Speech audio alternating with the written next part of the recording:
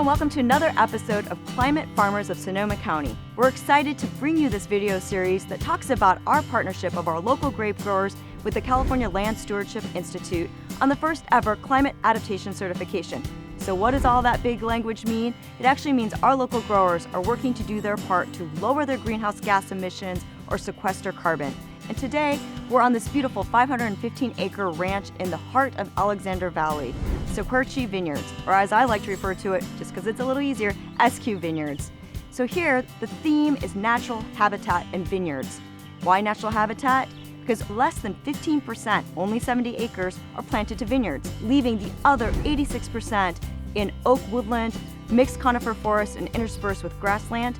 All of those things create a really fantastic habitat naturally for our wildlife and also sequester carbon. These are some great practices that our local grape growers are doing to help be part of the climate solution.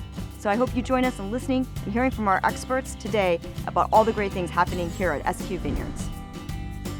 Farming to lower atmospheric carbon is difficult for two reasons. First, some of the most impactful decisions happen up front in the design and the planting of a vineyard block. But also during the productive life of the block, there are many trade-offs that have to be made which increase the cost of the product. And the beautiful thing about the Climate Adaptation Certification program is that in the process of certification, the vineyard operator and owner becomes educated on what those trade-offs are. At Sei Querce Vineyards, we use 100% tillage, 50% tillage, and no tillage.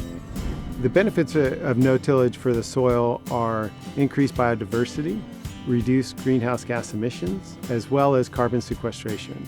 So here at Sei Querce Vineyards, we have hedgerows along the borders. Those hedgerows consist of small, medium, and large native plants that once established, they'll no longer need irrigation. So they're adapted to the climate in this area.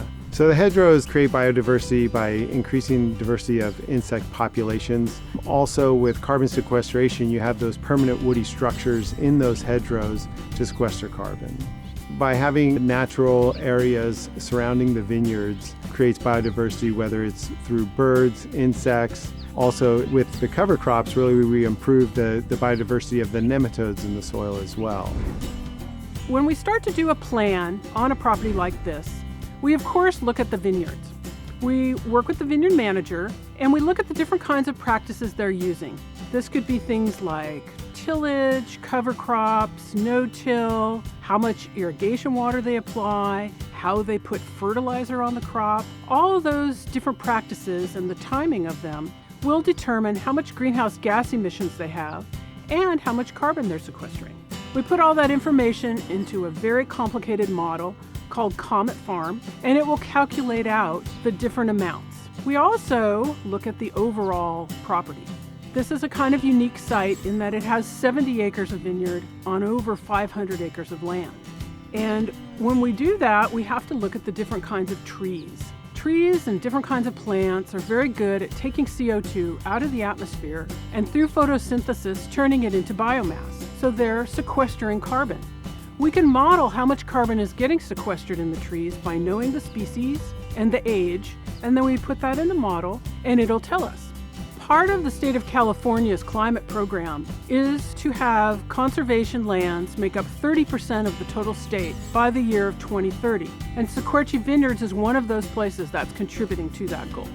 I love being out here on the SQ Vineyard, and it was so great to hear from Hal, Laurel, and Tyler about how they're all doing their part to be part of the climate solution. But we invite you to do your part at home.